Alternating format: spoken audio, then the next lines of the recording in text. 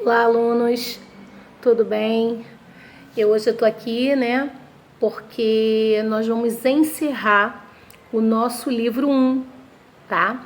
O nosso último capítulo do livro 1 fala sobre reforma protestante. Não sei se vocês já ouviram falar sobre isso, mas com certeza a palavra reforma vocês já escutaram. Quando a gente faz uma obra na nossa casa e aí a gente diz assim, eu vou fazer só uma reforma. Esse nome reforma é porque a gente vai modificar algumas coisas e fazer algumas melhorias, alguns ajustes. Então é exatamente isso, tá? Que quer dizer o nosso tema de hoje. Só que se trata de uma reforma religiosa. Então, com certeza, tem a ver com uma modificação na religião. Então, vamos lá. A reforma religiosa, ela foi um movimento que aconteceu no século XVI, bem naquele períodozinho da transição da Idade Média para a Idade Moderna. Período esses que a gente já vem conversando, né? Idade Média, aquele período feudal, baseado, né, no campo, nas terras que são os feudos, e Idade Moderna, aquela que já é marcada pelos grandes reis absolutistas que tomam todo o poder, né, voltado para a política, para a economia e para a sociedade. Mas então vamos lá. Como vocês sabem, a Igreja Católica, ela sempre foi a instituição mais poderosa durante toda a Idade Média. Então, nessa transição da Idade Média para a Idade Moderna, não poderia ser diferente. Ela continuaria liderando todos os assuntos relacionados à política, à economia e à sociedade. A Igreja, ela tinha muitos privilégios, podemos dizer assim. Ela tinha terras, todas as terras, né, que ela precisasse e que devessem estar ao seu favor, ela poderia tomar posse. Além disso, a igreja tinha sempre a necessidade de ter o luxo e muitas riquezas. Então, a Igreja Católica, ela era a detentora do poder. Ela era, assim, a camada de grande hegemonia em todos esses setores, na política, na economia e na sociedade. Só que essa história, ela não vai continuar assim por muito tempo. Bom, vamos lá. Existem pessoas que vêm para modificar, né, a realidade das nossas vidas, dos nossos países, das nossas nações. E foi exatamente isso que aconteceu. Lá na Alemanha, nós temos a presença de uma pessoa chamada Martinho Lutero. O Martinho Lutero, ele era um monge católico, estudou dentro, né, de mosteiro católico, aprendeu todas as doutrinas relacionadas à Igreja Católica. E foi justamente de tanto ele estudar sobre isso que, num determinado momento, ele se colocou contra alguns princípios da Igreja. Vamos entender isso melhor. Martinho Lutero, quando era parte da Igreja Católica, quando fazia parte, quando ele era um membro integrante da Igreja, ele fez uma viagem para Roma.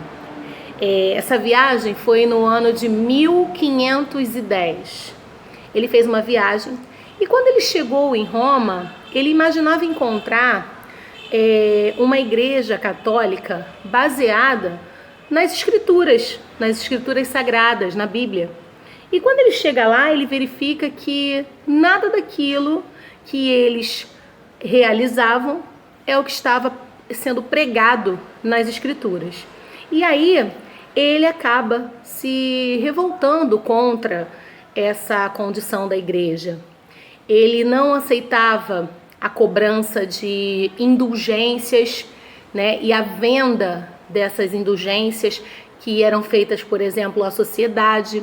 A Igreja Católica, ela vendia relíquias que ela dizia ser sagrada para fiéis que de repente tinham cometido algum pecado e através da compra daquela relíquia, eles achavam que iam ser perdoados e aí poderiam continuar tendo uma vida sagrada.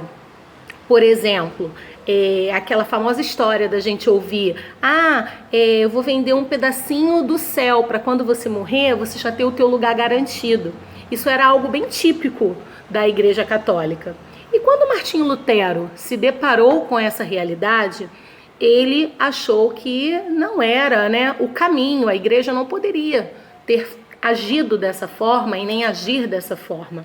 Então, quando ele vai para Roma e se decepciona com o que ele vê lá, passados 7 anos, no ano de 1517, ele resolve fixar nas portas das igrejas católicas da Alemanha 95 teses que ele considerava ser correta de acordo com os princípios bíblicos.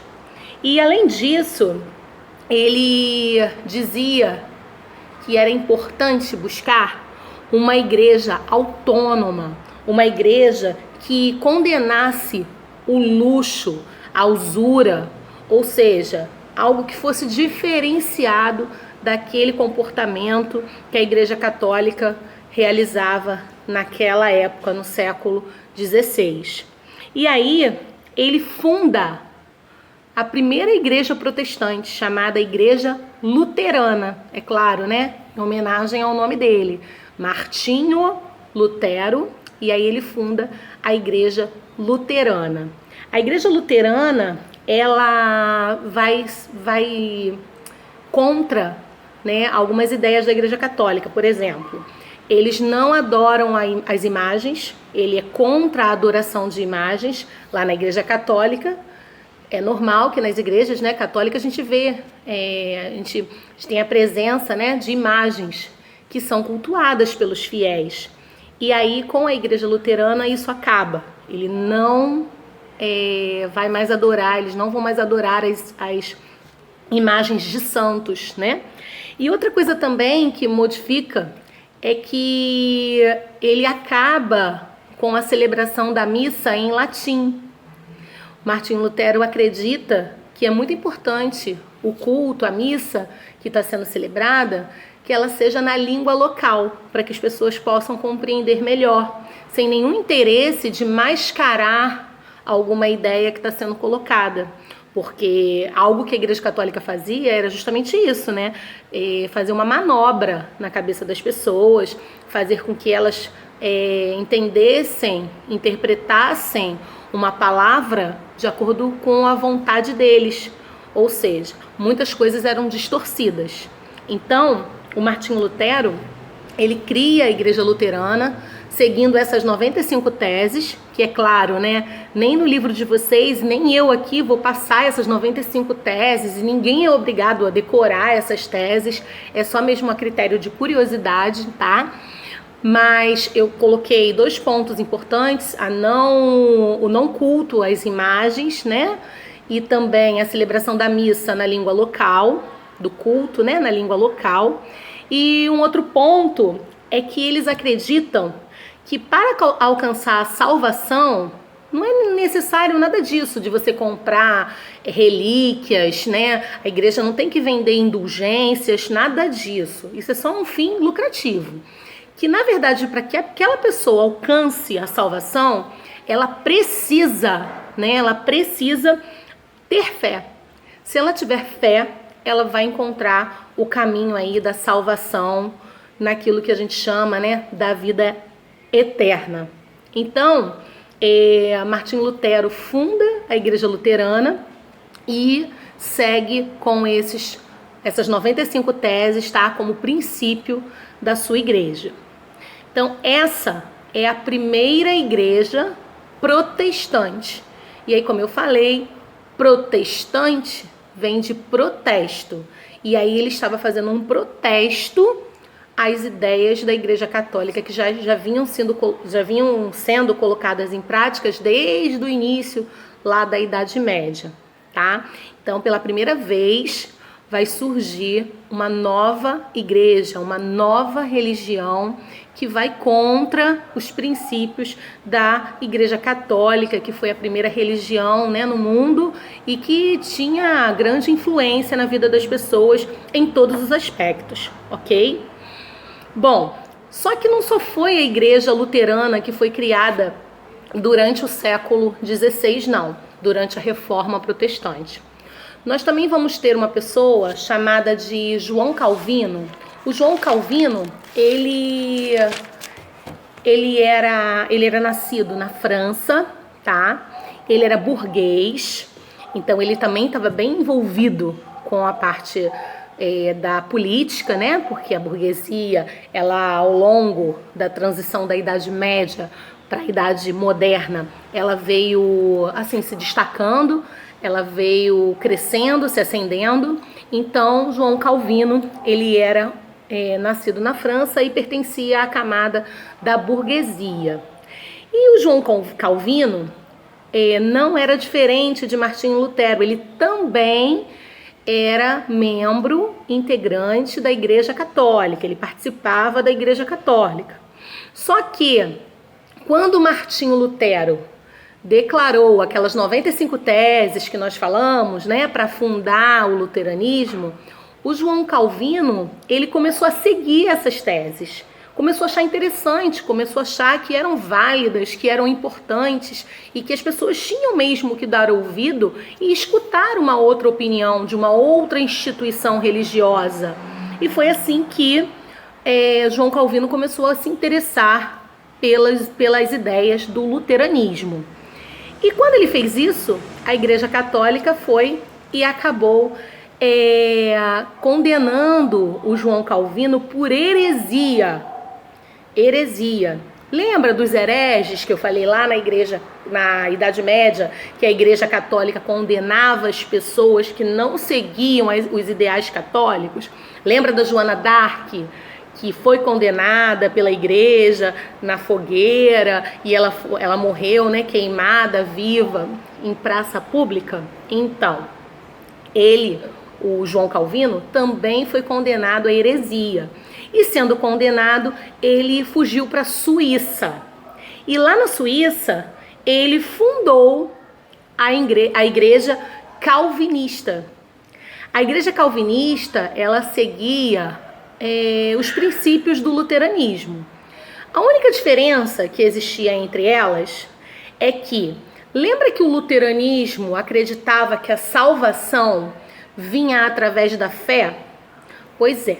O calvinismo, ele não acredita que a salvação vem através da fé.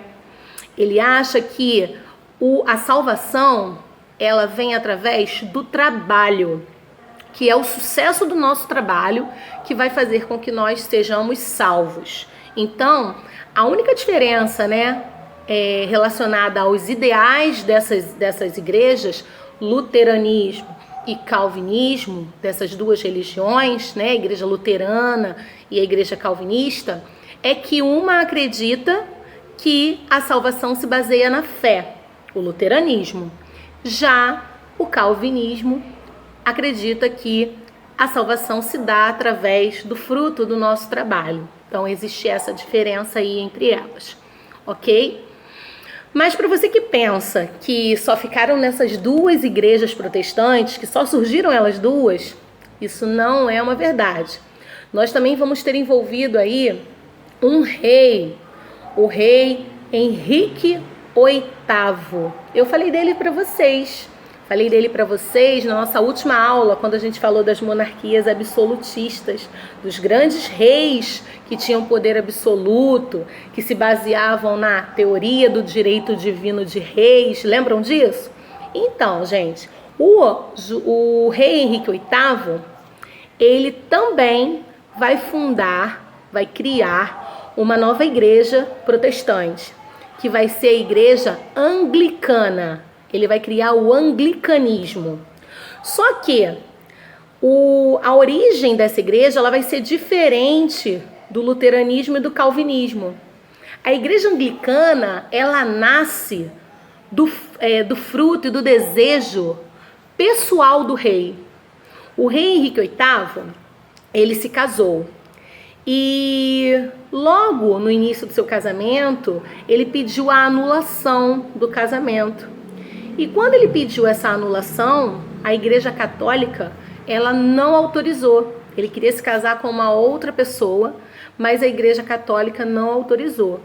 E quando não houve essa autorização, o rei Henrique VIII revoltou-se contra a igreja e acabou pegando, né, todos os benefícios da Igreja Católica para ele. Por exemplo, as terras das igrejas católicas, né, na Inglaterra, ele tomou para ele se apossou como sendo rei, né, e tendo poder absoluto, ele fez isso, tá? E fundou uma nova igreja, chamada Igreja Anglicana, que permitiu com que ele se casasse novamente. E aí eu tenho um segredo para contar para vocês. O rei Henrique VIII, ele se casou várias vezes. Ele se divorciava e casava, se divorciava e casava. E sabe por que isso? Porque ele era rei. E ele queria ter um herdeiro homem, um filho homem. E ele só tinha filhas mulheres. E como naquela época o rei não podia passar o seu trono para uma figura feminina, né, de uma filha, então ele queria muito ter um rei, né, na verdade ele queria muito ter um filho que se tornasse um dia rei, tá? Então ele funda o anglicanismo, ok? Bom, só que o que acontece? Esqueci de falar para vocês, importante. Como que o rei Henrique VIII consegue isso? Ele funda o ato de supremacia. Esse ato proíbe que todos os ingleses seguissem a Igreja Católica. Olha isso. Então ele manipulou mesmo a religião na Inglaterra. Ele direciona que todos os ingleses têm que seguir o anglicanismo, certo? Bom, o anglicanismo ele também se baseava em teses, né, da igreja luterana e da igreja calvinista, tá?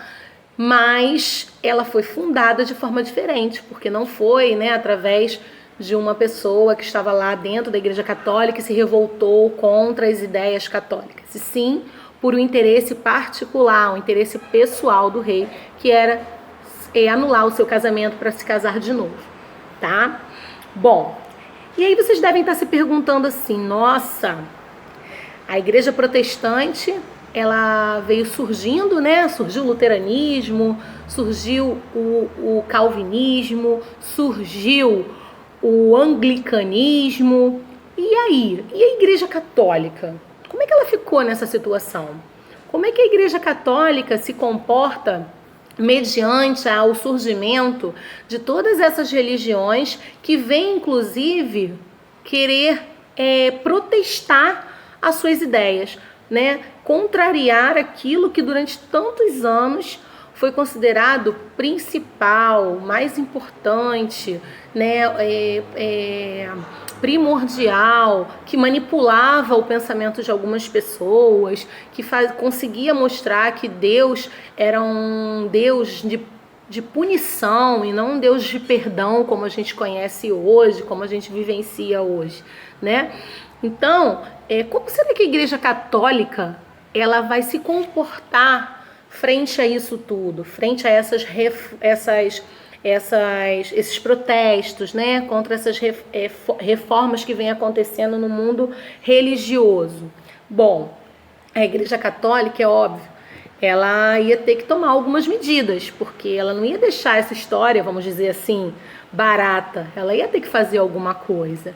E aí é quando ela começa a perseguir todos os líderes das igrejas protestantes. Ela persegue e ela ainda manda condenar essas pessoas, tá? E as condenações eram as piores, como vocês já estudaram, né? A pessoa era queimada em praça pública, ou então era presa e torturada, ou então eram decapitados. Então, assim, as punições não eram as melhores, tá? E as condenações também não. E só que ela vê que só perseguir essas pessoas não era suficiente. Então, eles também iam começar a perseguir os fiéis a essas religiões, porque a ideia deles era tentar trazer de volta os seus fiéis que eles haviam perdido. Até porque, se eles não têm fiéis, a parte financeira também ia ficar debilitada.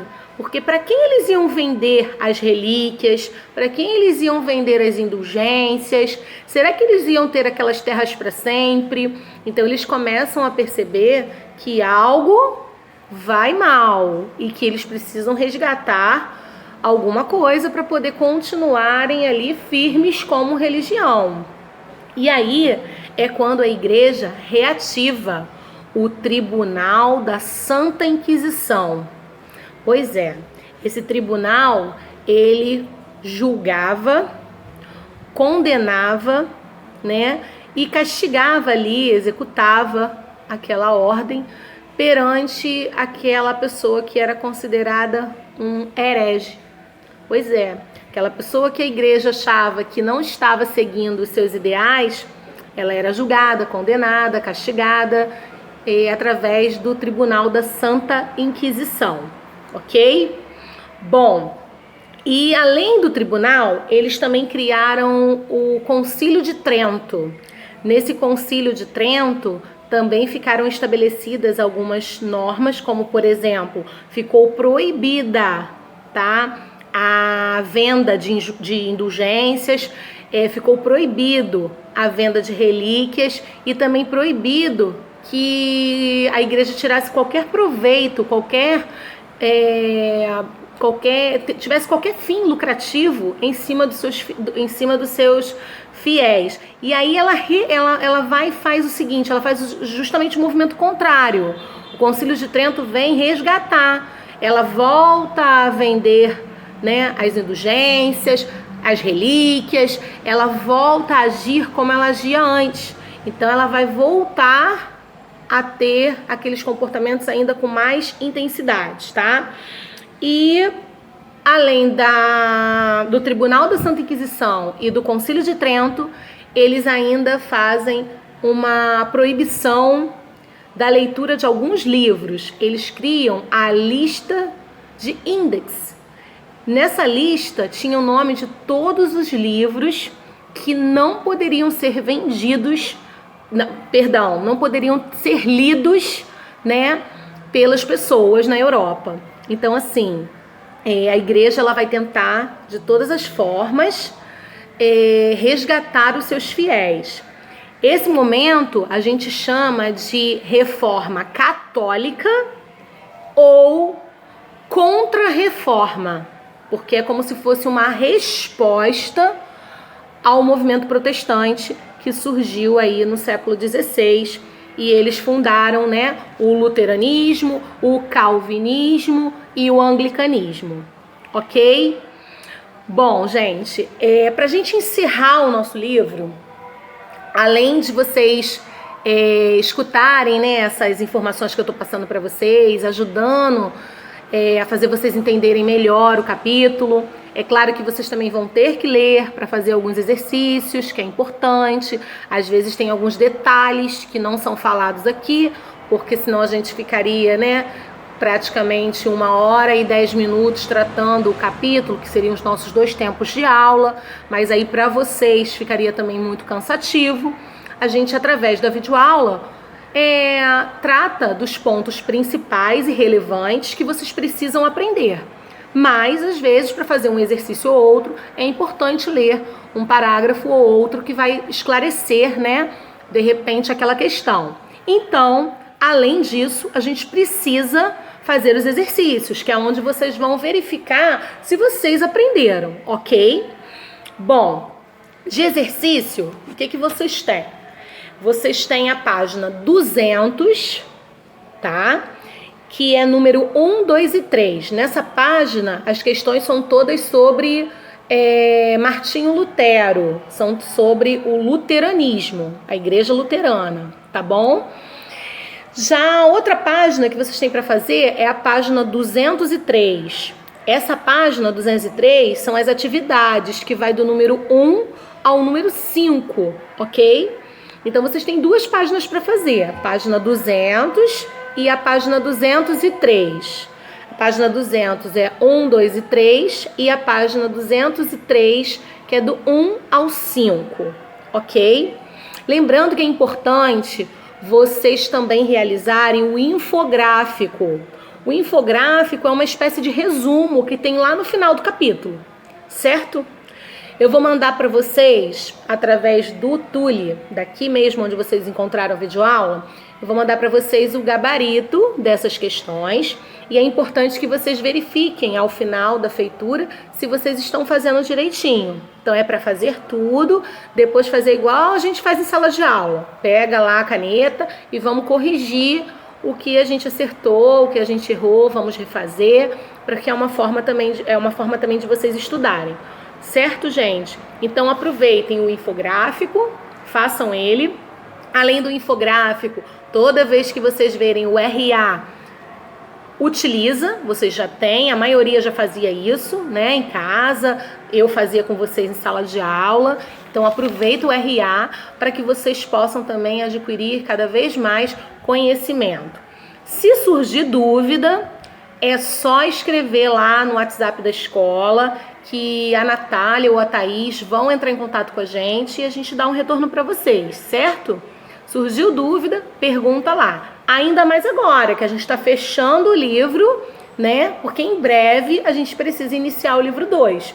Então aproveita, você que ainda não fez exercícios anteriores, está faltando alguma coisa, está em branco, não conseguiu fazer porque tem dúvida, chama lá, né, no WhatsApp da escola, pergunta que a tia Bianca vai ajudar, tá bom? Eu gravo um áudio para vocês, eu gravo um mini vídeo, a gente vai trocando e a gente vai conseguir se ajudar, certo? Então é isso, galera. Estamos fechando hoje aqui a unidade. Tá? Um beijo grande, vamos continuar aí na torcida para que tudo isso passe o quanto antes, mas não vamos parar de estudar. É importante que vocês estejam preparados, né? E que vocês estejam assimilando aí os conteúdos e aproveitando aí as videoaulas de todos os professores, ok? Beijo grande, eu tô morrendo de saudade. Em breve, eu espero que logo, logo, né, a gente possa se ver, a gente possa se abraçar, a gente possa voltar à nossa rotina que faz tanta falta realmente, tá? Beijo grande, gente.